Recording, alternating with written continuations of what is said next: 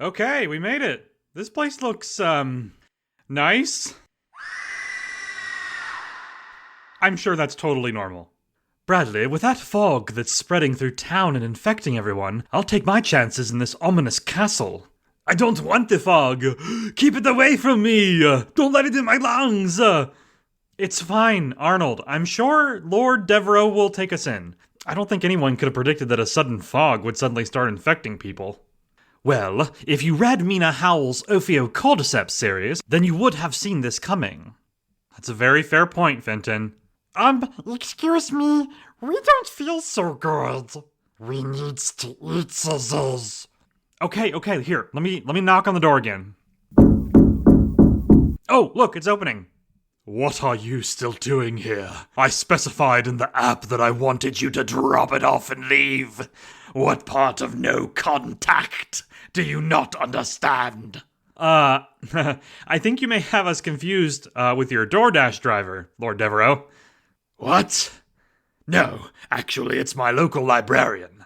I have no need for human-based sustenance. Right, yes, I forgot. Sorry, you feed on stories. Well, hey, this is great. We're all storytellers here, right, guys? I have been known to narrate a tale or two. Well, I, for one, am the greatest storyteller in all of Devine. We like fishies. That's not a story. It's character development. Yes. You will all do nicely. Please, come in. See, guys? I told you he'd protect us from the fog. I'm sorry, fog? Oh, don't worry. I'll tell you the story when we get inside, Lord Devereaux. It's a whole series from Mina Howell. Oh my. Sounds delicious. Oh, and one more thing before we go inside. Welcome, everyone, to the Saved as Draft podcast. What's a podcast? Some sort of appetizer. I'll take 3.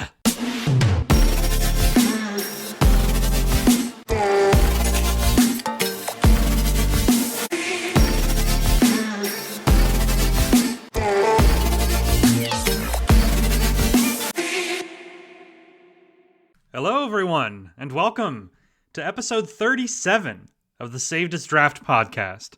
For the month of October, the show will be partnering with Lord Devereaux to share updates and shoutouts from the first Indulgence, which is, of course, my October 2025 horror writing challenge. Lord Devereaux the Devourer is an ancient and unknowable creature who has been brought to life through art by the Circus Dragon, right here on Substack.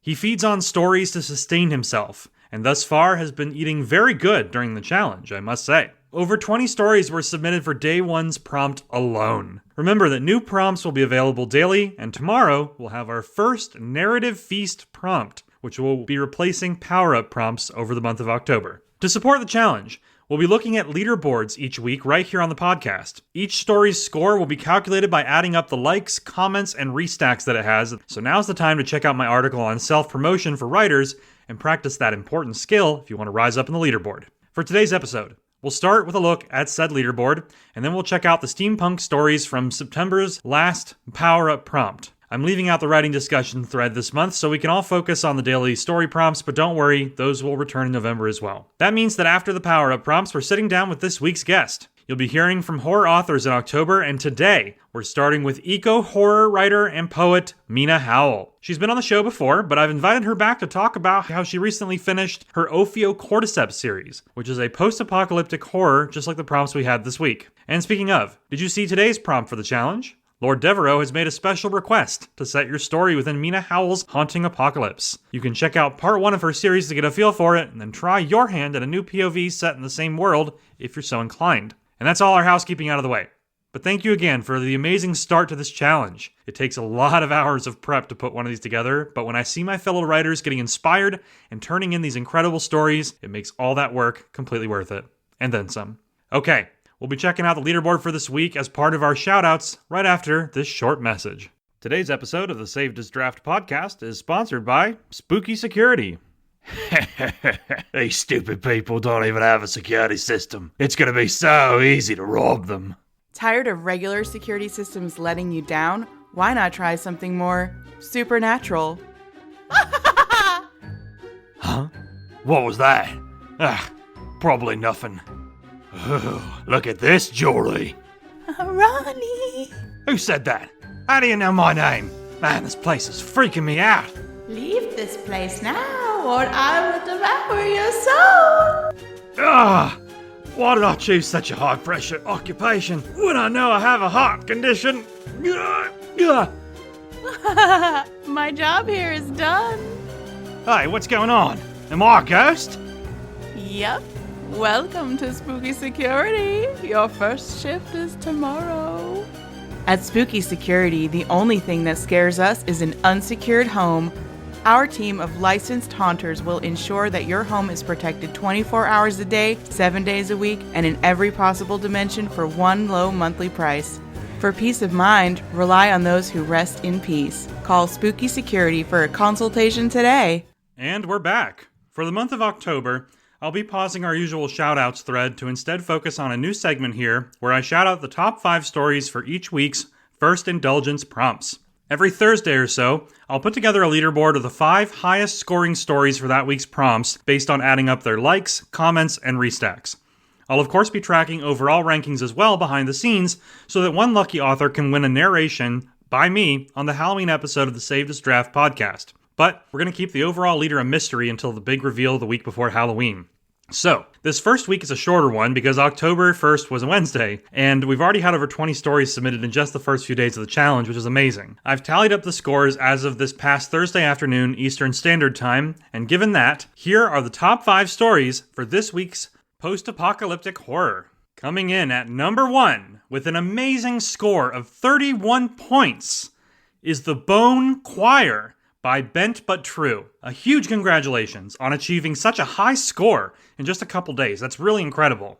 And I just finished reading it, and I can see why this is number 1 at the moment. The title is exceptional, but the story itself starts off incredibly strong with some haunting imagery. It pulls us right into the action, and the horror doesn't let up. The intensity continues to climb as we get a look at the aforementioned choir, which is described as a church filled with skeletons. The word choice here is poetic and haunting, which really adds to the atmosphere.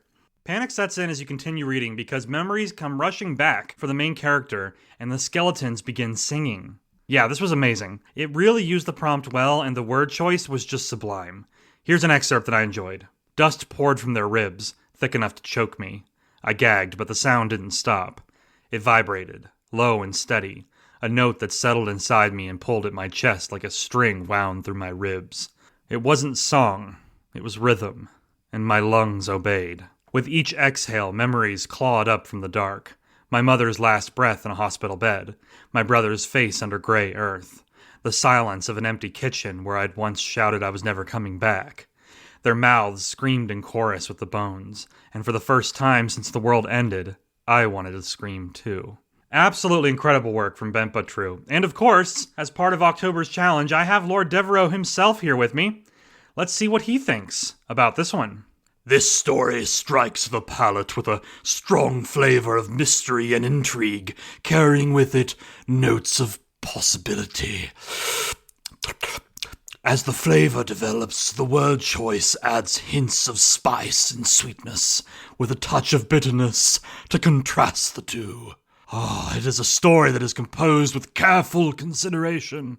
It follows my recipe perfectly.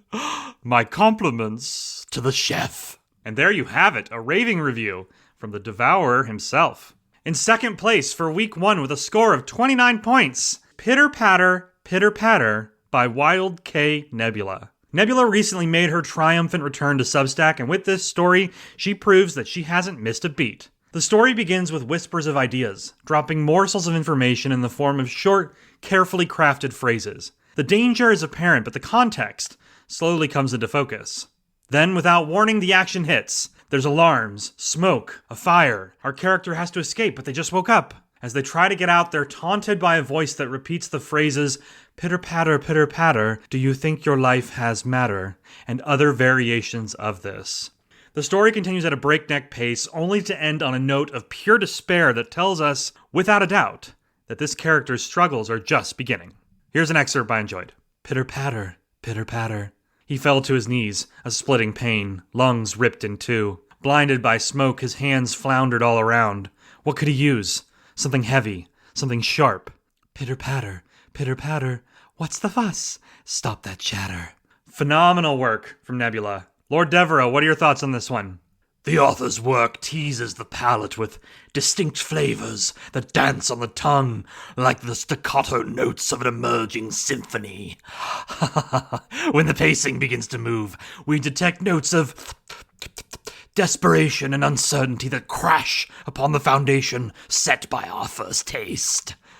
Each bite leaves us with an aftertaste of delicious despair, knowing full well that the meal is not finished, merely the first course.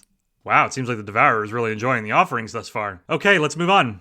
Our third place story for week 1, with a score of 24 points, is The Warmth That Remains by Mary Ellen Brady. With this story, Mary Ellen has established yet another world that I would follow straight into an entire book series. This time, she's offered up her take on post-apocalyptic zombie horror. And as someone who loves seeing fresh approaches to classic stories, this one was firing on all cylinders.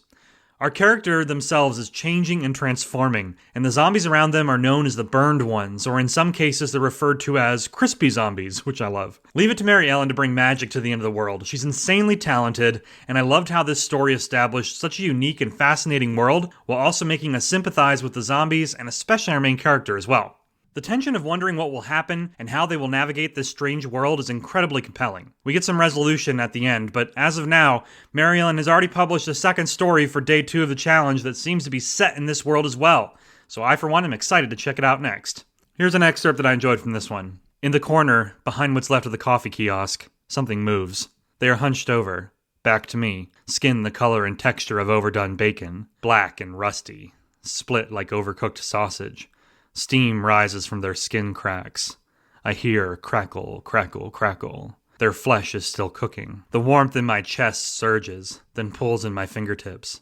The body turns. It has a face, or it had one.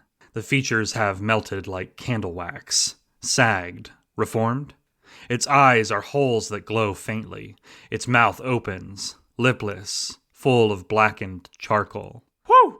Amazing, amazing, amazing. Lord Devereaux, what are your thoughts on this one? The taste of zombie horror is one that I know well, but like any good dish, it can be transformed into something entirely new, with a fresh perspective and the right ingredients.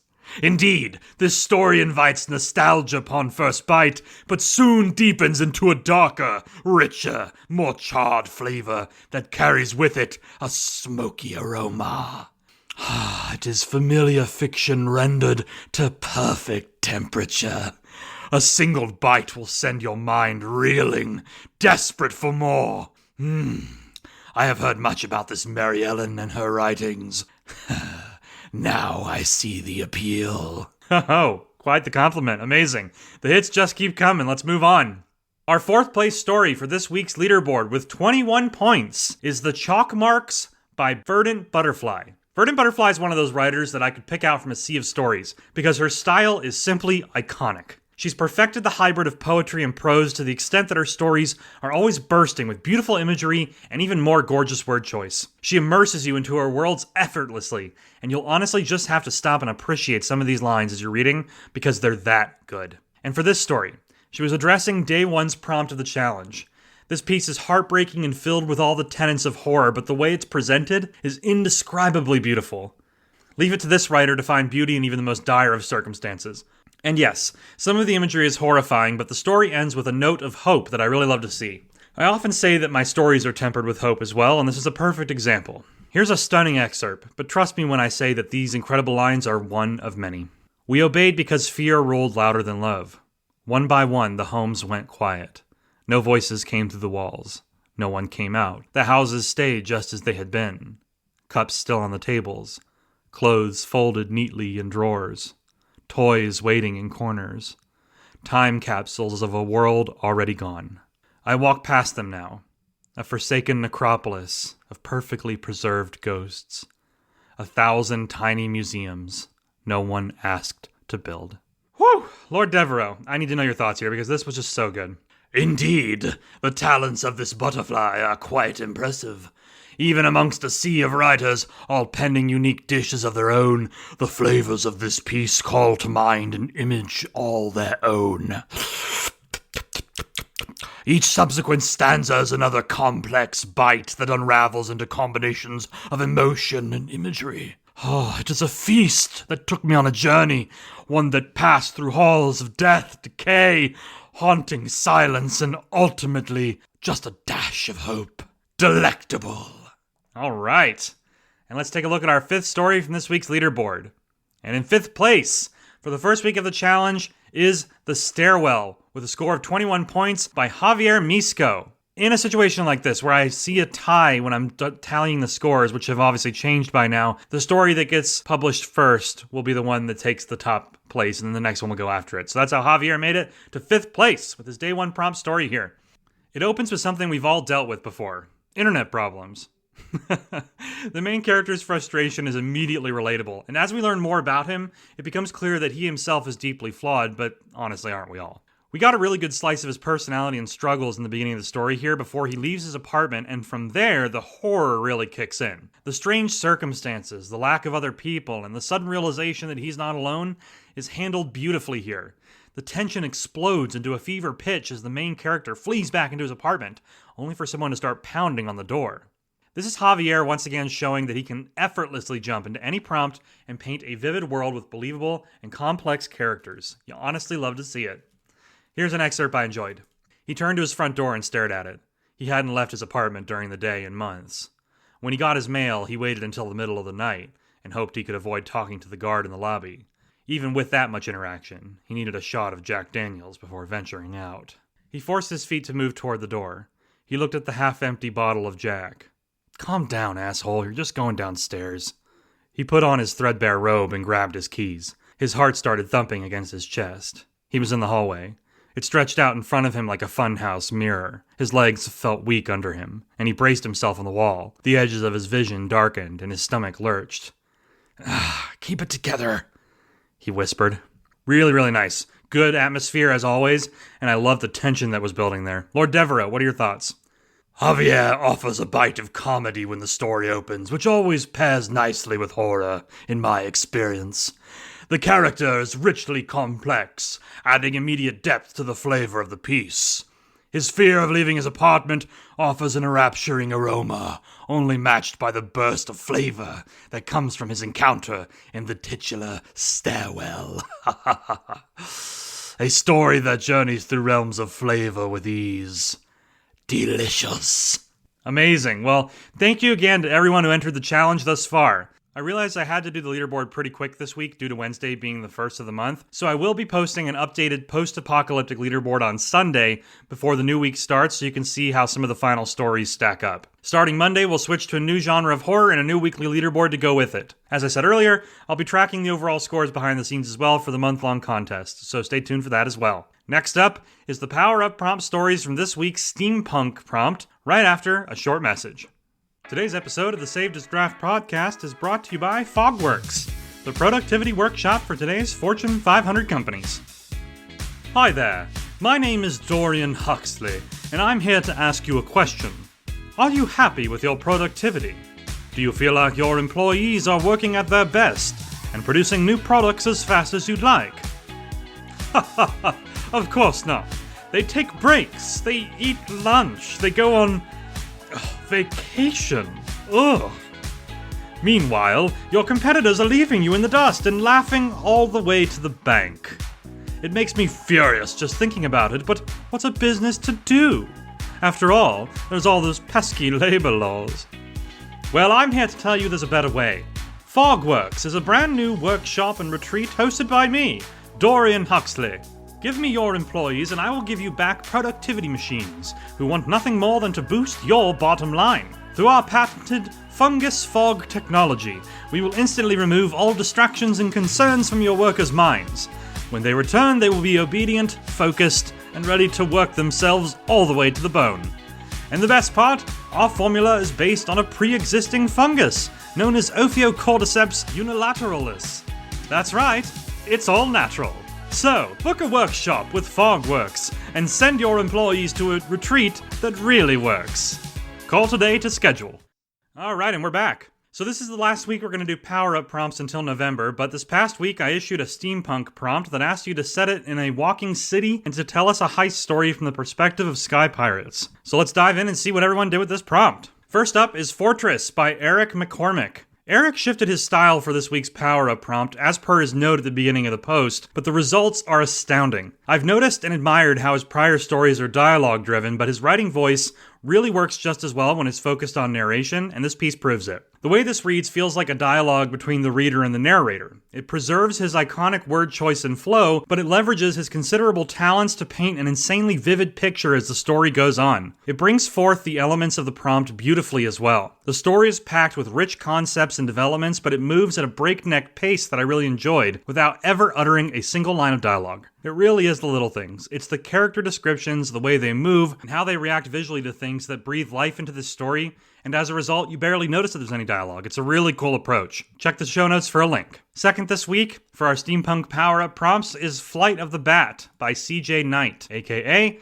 Terrifying Tales. I really love how this one opened, as it shows us the terrifying nature of the walking fortress through the eyes of someone at ground level. There's a line about how it casts a spider's shadow, and that was really perfect imagery in my mind. As the story goes on, the action ramps up quickly as well. The banter between the main characters is wonderful, and it conveys the fear and desperation in their voices quite nicely. I know CJ also mentioned that this story may not be level 3 if I recall correctly, but I'm going to go ahead and say that it is a level 3 story, and I'll tell you why. It's because this piece pretty much precisely is the kind of story I pictured when I wrote this prompt. I try to stay neutral when I'm creating these, but as a writer myself, I can't help but imagine what I believe to be kind of the ideal approach to every prompt that I put out. So I usually keep that thought to myself, or I'll write it myself if I can, but this week, as you all know, is quite busy with managing other things.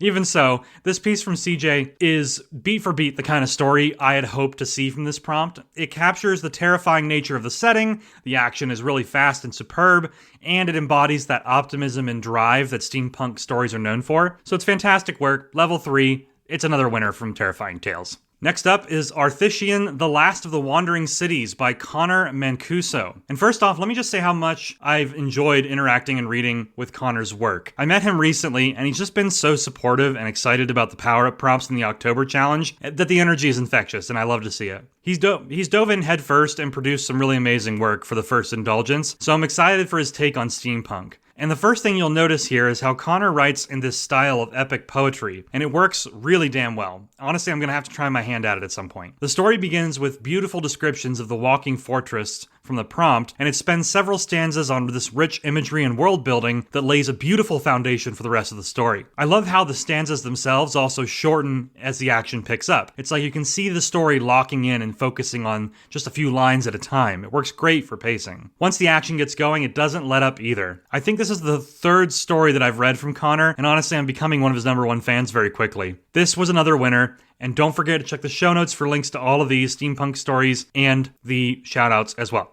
Next up, we have The Sky Mutiny by Mary Ellen Brady. I was really excited for this one because Mary Ellen always manages to take these prompts in a direction I'm not expecting. With this story, she introduces something called memory vaults that hold pieces of a consciousness. They exist in the lower city of the Walking Fortress, and as soon as I heard about them, I had to stop and just cheer, because Mary Ellen is at it again.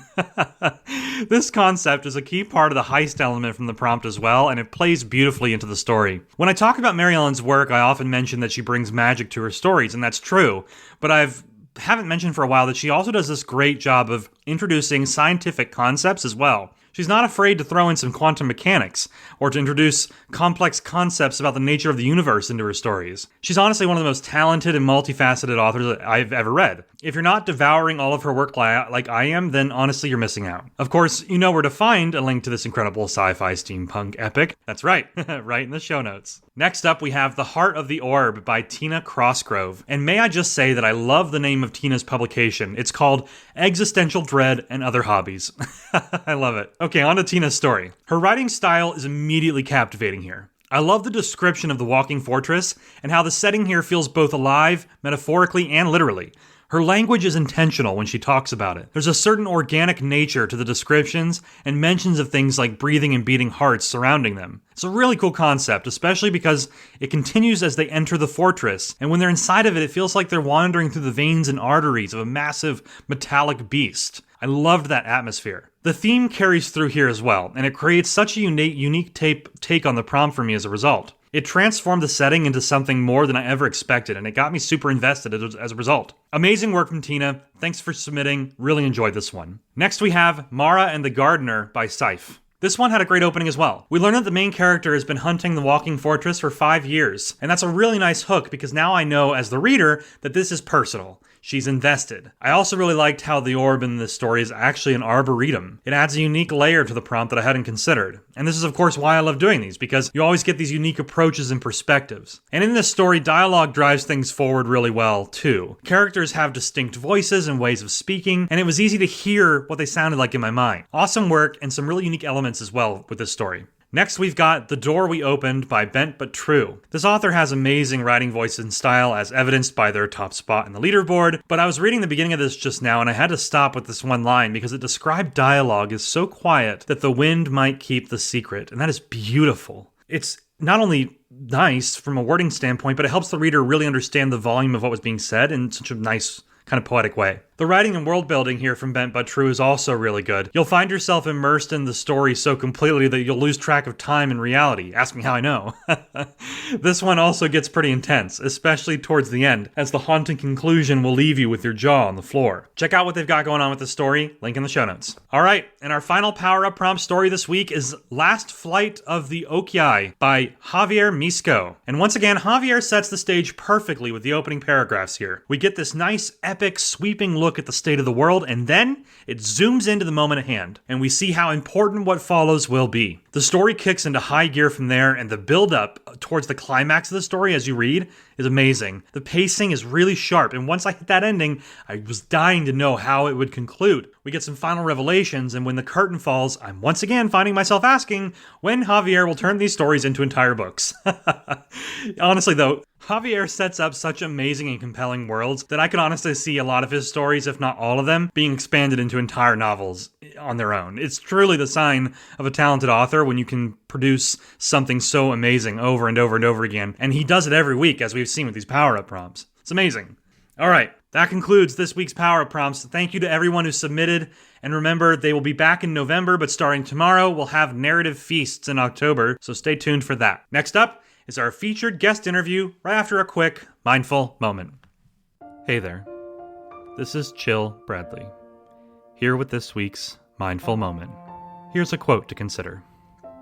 A professional writer is an amateur who didn't quit. Richard Bach. Every writer, no matter how famous or well known, started out as just another writer. Just another person who wanted to tell their stories. We often allow ourselves to define our worth by how much we've done, how many subscribers we have, or how many books we've published. Remember that everyone starts at zero, with a blank document. We all start from the same place. Your stories are worth telling. Your work deserves to exist. You may not be as well known as you would like right now, but that doesn't mean you won't get there. The key is to keep going. Keep writing. Keep honing your craft. Keep telling your stories. Because we all tell our stories different, and in our own way. But we all start this journey from square one. Remember that. Next time imposter syndrome comes knocking, you're doing great, and I am proud of you. Thanks for listening. Back to the show. Okay, and we're back. You may have noticed that we skipped our writing discussion this week. As I mentioned earlier, I forgot to add the thread on Wednesday, but to be honest, I came to decide that we'll just pause the writing discussions for October. Between the daily prompts and the narrative feast, I think we're all going to be pretty busy.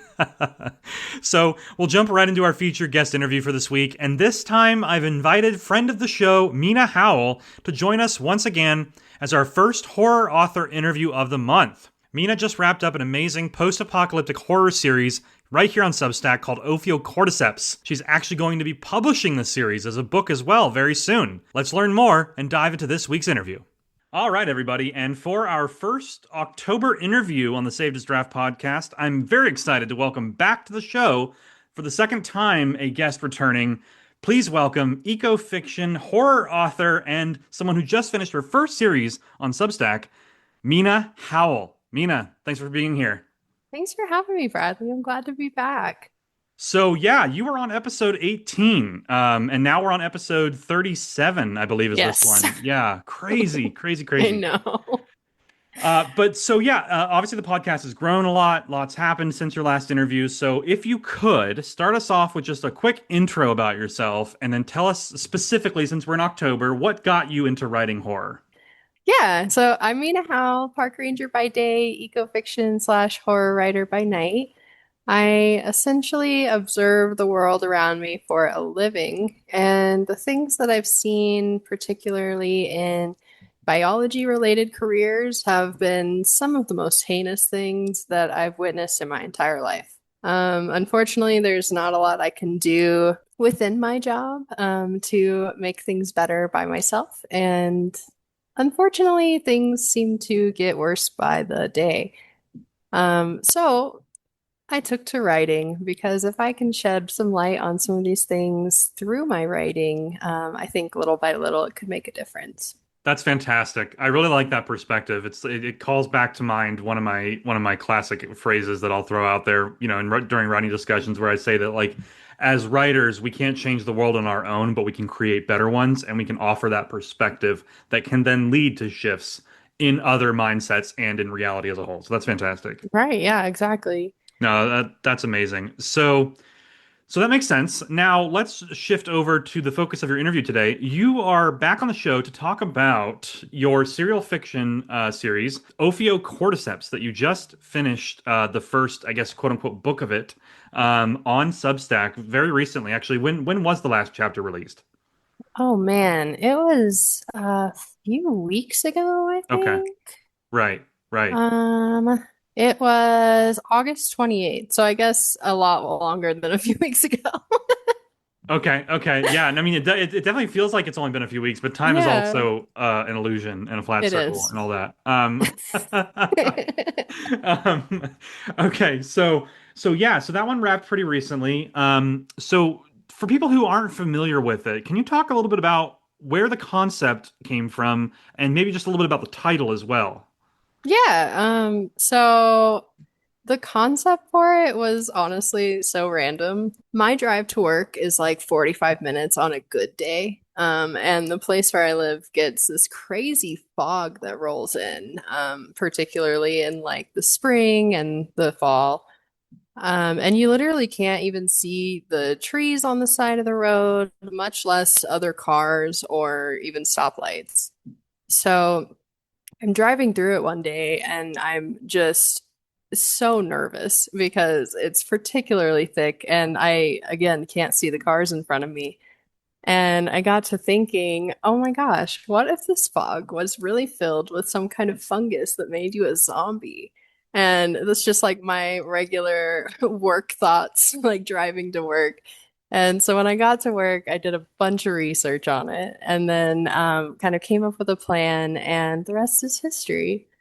But the title is actually the scientific name for the zombie ant fungus, Hmm. which is a real thing. And it in the first chapter, I explore what it is that the zombie ant fungus does, and that's really what it does in real life. This one has just been modified to affect humans. Okay, I like it. I like it. So, did the inspiration beyond the fog? The fog makes sense, and honestly, as a writer, I think if any of us are driving through fog or experiencing a heavy fog, it will bring a story to mind. Like that's Oh just yeah. one of those things. But in terms of the fungus, was that something where you were inspired because you had like a prior awareness of it, like scientifically, or were you inspired by anything else in particular? Like, what drew your mind to that specifically? So I've always been fascinated by that fungus. Mhm. It sounds super weird, but mushrooms are really cool. And just that they all do different things. And this one essentially turns carpenter ants into zombies that only live for their host. So I thought that that was, I've always thought that was really fascinating. And they just kind of, the two ideas kind of came together. Okay, that makes sense. Yeah. If I recall correctly, because I've heard of this fungus as well, specifically because of the ants. Isn't it that, and I'm curious if you know this, isn't it that when the ants are infected with the fungus, it's sort of like it grows in their brain, right? And kind of takes control of their body, turns them into a zombie, for lack of a better term. And at that point, the ant, if I'm not mistaken, seeks higher ground so that the fungus can then spread its spores into like the wind patterns. Is that right, or am I making that up? Uh, it may be right. So they seek like warmer environments so Okay. that the fungus can grow. Okay. Um, but I'm sure once it dispatches the ant all the way, it uses kind of that spot as growing growing ground for other unfortunate ants. Got it. Okay. That makes sense. Yeah, that might be my writer brain filling in some gaps in my memory. So, even so, though, regardless of whether or not that specific thing is true, I think it's fascinating to use a real life fungus like that. I like it when writers kind of pull from reality because it makes the horror immediately more relatable. Yeah. That's Yeah, fantastic. and like my pretty much the whole book is generally true to life. Towards the end, not so much, but you know, if you take out the villains and everything like that, like all of the happenings are true to life. The fungus is true to life. The fact that it's set in the world as we know it, things like that. Yeah, absolutely. I would agree. From obviously reading it myself, I would definitely agree with that. So, a lot of your horror is known for being, in my opinion, kind of like eco-fiction slash horror in the sense that it's like it's typically tied to like shifting climates on Earth and kind of how the things we do to damage the planet and the environment come back and haunt us. Would you, or did you intentionally include any kind of eco-horror elements in Ophiocordyceps? Is there any kind of takeaways there from like a environmental standpoint? Is the fog, for example, and the fungus sort of Mother Nature's way of getting back at us? I'm curious if that crossed your mind at all while you're writing it. It definitely could be. I think that it's more like, hey, just because you can do something doesn't mean you should. Mm-hmm. Like how they're trying to re or how they're trying to bring back the woolly mammoth. I Mm, think that is an absolute travesty. And right. yeah, just because you should do something or you can do something doesn't mean that you should. Okay, right. Yeah. That makes sense because I think another theme that comes through in your horror a lot is like humanity's hubris, right? Yep. And so, yeah, given how character driven Ophiocordyceps is, it makes sense that that would be sort of the big driving theme. Um, Yeah. okay, cool, awesome. Yeah, no, I just thought of that because reading one of your other stories the other day, and obviously, like I said, a lot of your stuff is also like that eco horror. So I was curious if there was a tie in there. Okay. So now that we've kind of covered some of the basics of the series, my next question for you, and this is sort of like a behind the scenes question, is when you were working on it, did you outline everything first? Were you kind of a plotter, or did you kind of have a vague idea and you jumped in and pantsed your way through it, or was it a combination of the two? So so I definitely started out as strictly a pantser. Nice. But then the story got so complex and all of the villains got so far away from me that I kind of needed a roadmap for it. So it's not, what I have is not necessarily a true outline. It looks more like the ravings of a lunatic, but it mostly kept me on track. Okay, yeah, that makes sense. That's really similar to my style. I like to outline. I always say that I like to outline sort of vague concepts and like major story beats, but I like to leave metaphorical and literal breathing room for the Yeah, magic of pantsing, right? exactly. As you're writing it. Because you will have those ideas that strike you. And yeah, as I was reading the series, I think I could see the shift Yeah. where you went from full pantsing to more of like a plantsing, if you will, Mhm. with the combination approach there. Because, as you said, the villains Oh my gosh. definitely added a lot of wrinkles to it. Yeah, and they were so different. They were amazing. I love all the villains.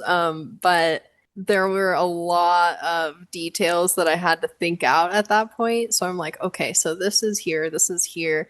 And like literally my document for keeping it all together is called Roadmap. And it just like has a bunch of bullet points and there's like question marks and like strikeouts and That sounds like a very fun document. yes.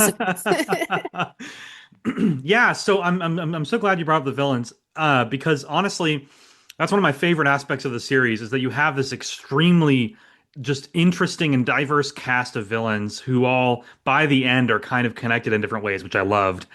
Um, did you have that plan from the beginning, even when it was kind of like a broad idea with all the pantsing involved? Did you kind of say, at one point I do want to have this sort of, eclectic cast of villains? Was that an idea from the beginning?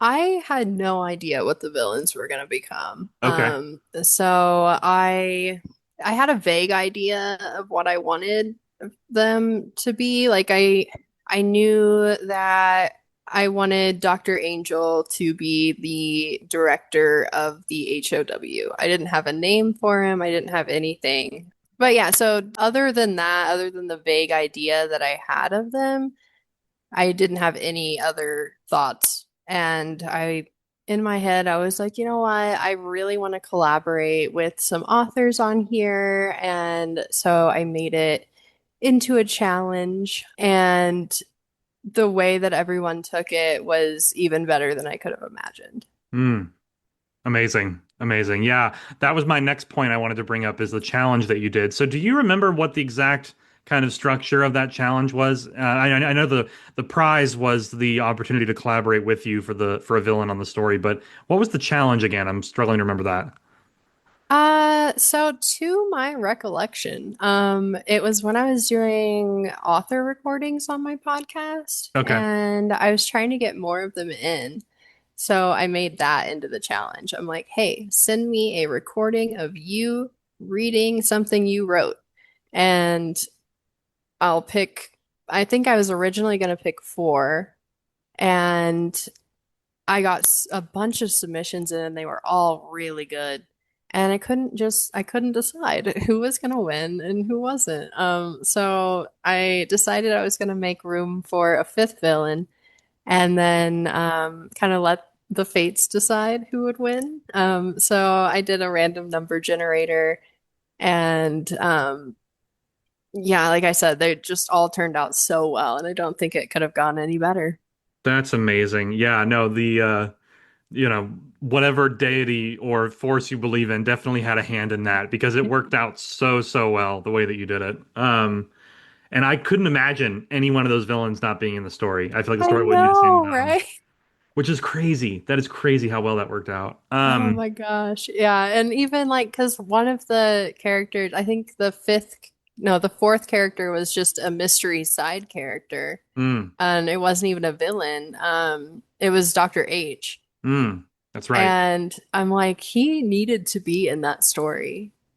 Yeah, no, he We absolutely did. needed him. Yeah. And I had no idea. And whenever Sean Nordquist won that one, I was like, hey, you know what? You have a mystery side character. You can make this a hero, a villain. You can make it someone that's just doing their own thing. I don't care. Whatever you want to do, their part can be as large or as small as you wish. And he sent me the write up for Dr. H, and I was like, oh my God, I can't kill him. Right. Like he has to be there till the end. Yeah. Yeah. No, definitely. That's awesome that Sean Nordquist was the one that created that character. Yeah. Yeah, if I recall, it was obviously I helped create Dorian Huxley, one of the characters, and Mhm. then Sean was Dr. H. L.G. Wells did Yeah. one or two characters. He did, he did the director Okay, of the HWO. got it. And then I want to say Mary Ellen Brady was the other one. Mary Ellen and EMR did the Malamo sisters. Ah, that's right. Yes. I knew one of them was like a pair, the sisters. Yeah. Nice. That's awesome. Wow, what a cast. Right. And I even told the EMR, I was like, hey, you can work with Mary Ellen or you can do your own separately. And he's like, I want to work with Mary Ellen. And so they sent me the Malamo sisters. I was like, yes. It honestly, it makes me so happy. This is just a tangent, but I'm sure you would agree. It makes me so happy to see Mary Ellen Brady specifically as an author. When she started on Substack, when I first met her, she was all about Starlight Cove, cozy Hmm. fiction, magical Yep. realism, like beautiful stories, beautiful. Oh, yeah. Um, but when she started kind of like trying her hand at some of my horror challenges and stuff, all of a sudden this, sweet, innocent, cozy fiction writer became the most dastardly horror author. Oh my gosh. She is amazing. And honestly, like I kind of think of her, this might be too niche of a reference, but kind of like Junji Ito, how Mm, he's like super like he wears cat ears and super cheerful on the inside, and then he writes the most like horrendous anime, and not horrendous bad, but horrendous like gruesome right, anime in the world. right. No, I think Junji Ito is a phenomenal parallel Yeah. because yeah, you would just never expect it from someone like Mary No. Ellen, but yeah, no, I mean, I was actually reading her first story for my October challenge where she took on like a really cool post-apocalyptic zombie type thing, similar to what you did with Ophiocordyceps, but with Mary Ellen's story, all of the zombies were like burned real badly, and they were like that visual was just so powerful. The way that she describes burning people Yeah. is amazing. Yeah, no, it is. It is. I mean, it is mind blowing. And then so to tie it back into our interview here, obviously, you could see that knack that she has for horror come Hmm. through in the villain that she did with EMR. Like Yeah.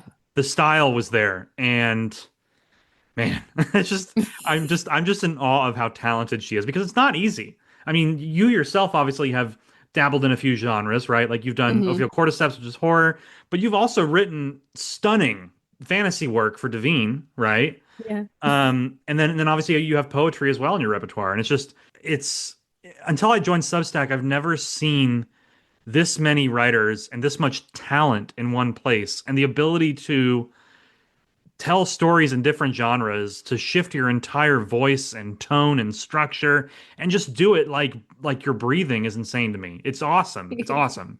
But I'm it's just crazy.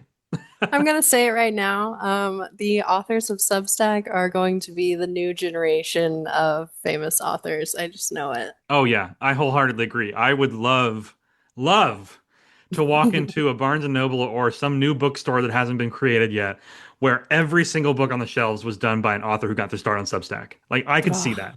yeah. I could see I want that to and make that bookstore. I would take out another mortgage to shop at that Right? bookstore. Okay. Well, yes, but zooming back in here, yeah, so for the villains there, obviously I don't want to put you in a position where you have to play favorites, but do you have kind of a villain that comes to mind? Or maybe, let's pick, you can pick two if you'd like. But and it doesn't have to be Dorian because you're talking to me for the record. But like which of the villains was the one that was kind of like, as you implemented them and kind of wrote on, um, was there any one of them that was just like, holy crap, this is like the coolest villain ever? So that's a really hard question. Yeah. I love them all for varying reasons. Yeah. So Dr. Angel was amazing, super fun to write, truly terrifying. And it was really fun to explore his backstory and to kind of just figure him out a little bit. I think that's the good thing about me not writing these or me not creating these characters is I get to learn who they are as I'm writing. Hmm. So that's been really fun. But also the second form of Dr. Angel, the Sovereign, Oh, was yeah. sick. Yep. That was really cool. I really liked his transformation scene. Mm-hmm. That was probably like I was getting amped up just writing it. Yeah. But so Dorian though, he's so insane and I love him for it. Honestly, I feel bad for him though, because he's been like so disillusioned by Dr. Angel for so long. And I can't help but think he might be a better person if Angel didn't abandon him or if someone else was his father. Yeah. I'm really attached to him. Um, I can't explain why, but he's he holds a special place in my heart. Yeah. And then the Malamo sisters were really cool too. I see a lot of them in the world around at least me, unfortunately. Most of their work was trying to set the stage for Angel to take over the world and trying to get people to open up to this idea that would literally destroy them. Hmm. Um, which I think is a really important thing to recognize in those around us. So I don't know. I really don't have a favorite. I really love them all equally. They all just feel so real to me, and I loved trying to figure them out. Yeah, no, I mean, I think that's a really valid answer. When I wrote the question, I was like, it's gonna be hard to pick a favorite. You know what I mean? Like, 'cause they all just kind of bring something unique to the table, and they all kind of offer different perspectives on the human experience and the way that nurture and nature shape us. Yeah. Especially in these kind of exaggerated apocalyptic circumstances. Hmm. Um, so yeah, I think that's a totally fair answer. I think also this is just the nerd in me to asking, but when you were working on Ophiocordyceps, I feel like we talked about Resident Evil Village Yeah. as an inspiration because that game did something similar where it had sort of a cast of villains, Hmm. and obviously that's been done in other places too, but that's the most recent example I can think of. Yeah. Um, I had just played Village before I mm, started writing this. I was mhm. like, okay. Yeah. Yeah, yeah, yeah, yeah. No, this cast of villains would sit very comfortably in a Resident Evil game. Oh yeah, it would be the best. I would love to play an Ophiocordyceps game. I was just gonna say, Capcom. If anybody from Capcom is listening, okay, this is survival horror gold. You need this in your lineup. Call it Resident Evil Ophiocordyceps. I don't know. Oh my gosh, that would be amazing. I'd lose my mind and I'd buy like 12 copies. It would make some phenomenal survival horror. Just saying. Um, so now that the first sort of book, first story arc of the series is done, what are the next steps? What's the plan for this? I already know the answer to this, but I'd like you to explain for the audience. So yeah, what's the plans for publishing? What's your kind of, you don't have to give an exact timeline, but a vague timeline. And the most important question that's on my mind and plenty of other people listening, I have to assume, is how can we get a signed copy? So I am going to publish it. I do have a request though before I go on for anybody listening. If anyone has read it through entirely, I would love a review to be able to put on the back cover. So once I get one more review, I plan to have it published by Halloween. Uh, Wow, that's yeah, crazy. yeah, I've got the covers all worked up. I just need that one review, and then we'll be good. And then yeah, I'll be able to get it out by Halloween. As far as getting a signed copy, I kind of hinted at this in the latest episode of my podcast, but Hmm. one of the weeks for Edward Marlowe Ruiz's and I's October challenge will actually be a giveaway week. Mm. So it'll contain a signed copy of Ophiocordyceps Beginnings and some other goodies. Oh, that's awesome. This one is going to be more intentionally judged, though. Right. So the pieces for that week will be judged on various aspects that are going to be outlined in the post, and we'll announce the winner on the podcast. Amazing. Oh, I'm so excited. I gotta enter that. Now, will that be the only way to get a signed copy, or do you plan to provide signed copies further down the road? Is this like a super limited thing? So maybe for the first month or a couple weeks, I don't know. Okay. Honestly, if you want a signed copy, just send me a message and I will give you a signed copy. Okay. All right. All right. An author of the people. I like it. Yes. I like it. Are you But I don't want to do that until the giveaway is over. totally fair? Yeah. No. If you want to be the first person to get a signed copy of Yeah. Ophiocordyceps Beginnings, you heard it here first. You have to enter that giveaway. That's fantastic. Um, so now that book one is done, the next logical question is we have to assume, based on the ending, that there will be a book two, yes? Yes. So there will absolutely be a sequel.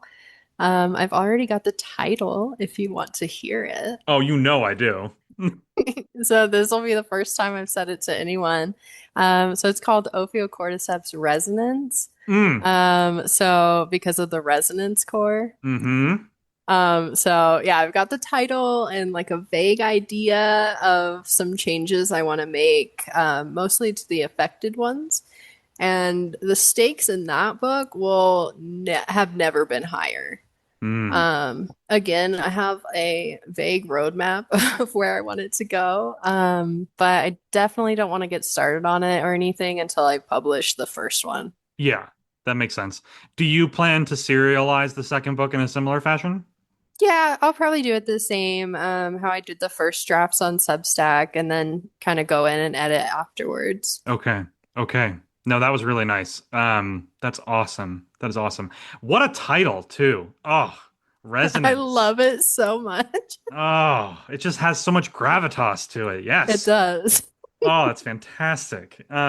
Amazing. All right, so my next question then, as we're looking back on this crazy project, which again, I posted this stat the other day in regards to a different Substack writer, but it rings true here.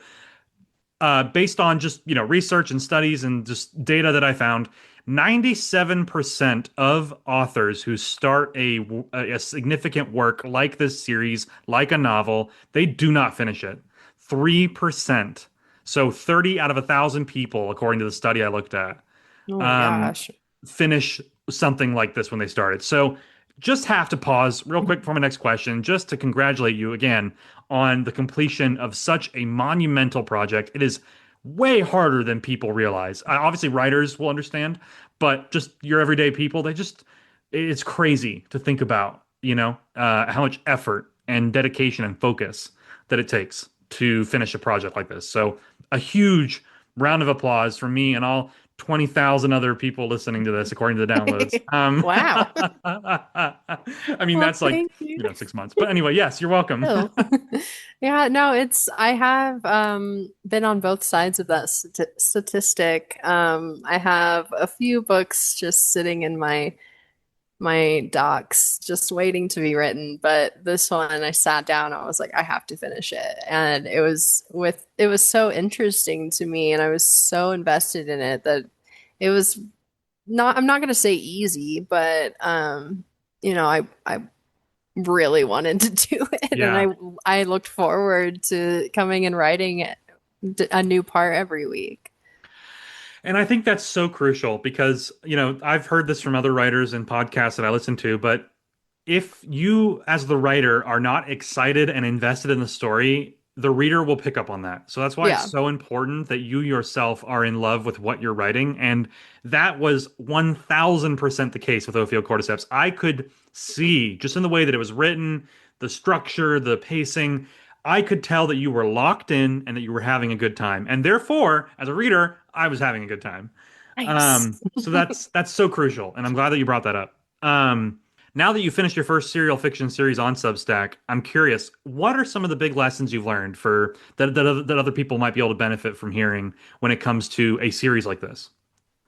So I just want to reiterate that it is hard. Yep. So for a long time I was doing one piece a week. But towards the end I started to do like two or three pieces a week so that I would be finished on time to edit and publish on Halloween.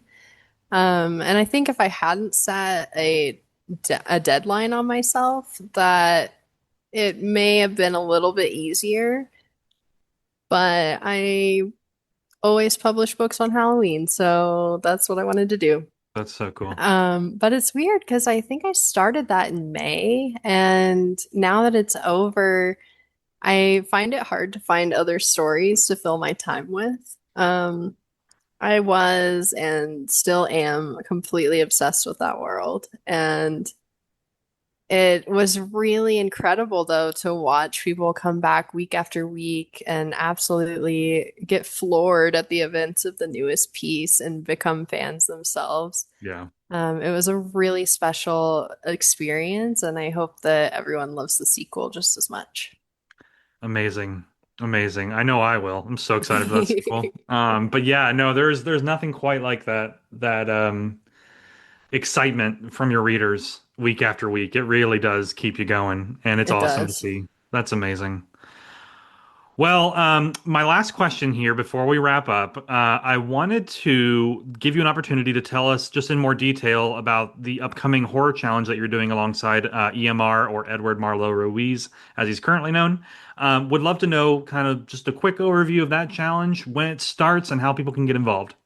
Okay, yeah. So the first post is going to go live on the 6th, so on Monday. We've really stuck to the rule of threes idea. So we give you various aspects of the story, whether it's like, hey, this is what your character should be, or this is where, like, or your story will be set in the Ophiocordyceps world. We just give minimal details, and then it's up to the authors that join to see where those details take their stories. Those dreadful enough to take on all three aspects will have their pieces featured on the Penny Dreadfuls podcast, where Edward and I will discuss them. And to submit a piece, you can tag Edward and I. But I think, honestly, posting a link to the story in the comments of the original post would be a bit better, just to help us keep organized. Okay, good. Yeah, that's good to know. Yeah, comments in the post are, I think, probably the best approach. I, of Yeah. course, have opened up multiple avenues, but I would recommend having Yes. one place. Okay, great. Awesome. So next week on the 6th, that's fantastic. Okay, well, thank you again for coming on to the show for a second time, Mina. I had this in mind to interview you again when you finished Ophiocordyceps. And again, I just have to say, I'm so incredibly proud of the incredible work that you've done with this story and the example that you're setting for authors across Substack and beyond. It is incredible to see, and I cannot wait to have a copy of it in my hands, preferably signed. But It in any will be. case, a big congratulations and a huge thank you again for coming back on the show. Thank you so much. I'm gonna cry. Thank you so much for having me again and for letting me talk your ear off about Ophiocordyceps. Listening to authors passionately talk about their work is pretty much the entire reason the show exists. So That's fair. That's fair. but thank you again. All right, and a big thank you again to Mina for joining me this week. It was so much fun to catch up and learn more about her recent series.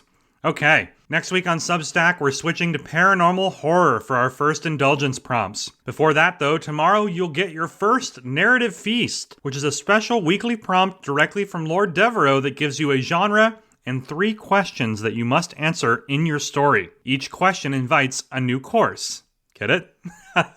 Sunday will also feature our first palate cleanser prompt of the month from the prompt goddess herself, Sarah Rush. For those unaware, Sarah earned the title of prompt goddess earlier this year for crafting some of the best prompts I shared during my first challenge back in Flash Fiction February. She's back, and each Sunday she'll hit you with a fresh horror prompt that could be from any subgenre of horror. These will give you the chance to reset your mind and get ready for the next week. And lastly, please don't fret if you weren't on the leaderboard in today's episode.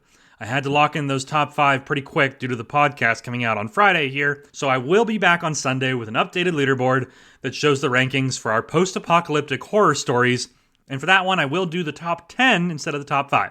Each week, we'll look at unique leaderboards for that week's subgenre of horror prompts, and I'll announce the overall winner closer to the end of the month right here on the show. Remember, the top story overall in terms of likes, comments, and restacks will get narrated right here on the Halloween episode of the Saved Us Draft podcast. Hey, but that's all I've got for you this week. And I'm going to be spending any free time I have catching up on your stories for the prompts, because as of right now, we have over 30 stories submitted in just 3 days. Oh, I've got my work cut out for me. Good thing they're all going to be fantastic. Seriously though, thank you all so much for being here and for participating in these challenges. It really is inspiring to see your creativity on display, and seeing this community grow just warms my heart. So thank you. You're all amazing. Have a fantastic week, and the Devour reminds you to stay hungry. This is Bradley Ramsey, signing off.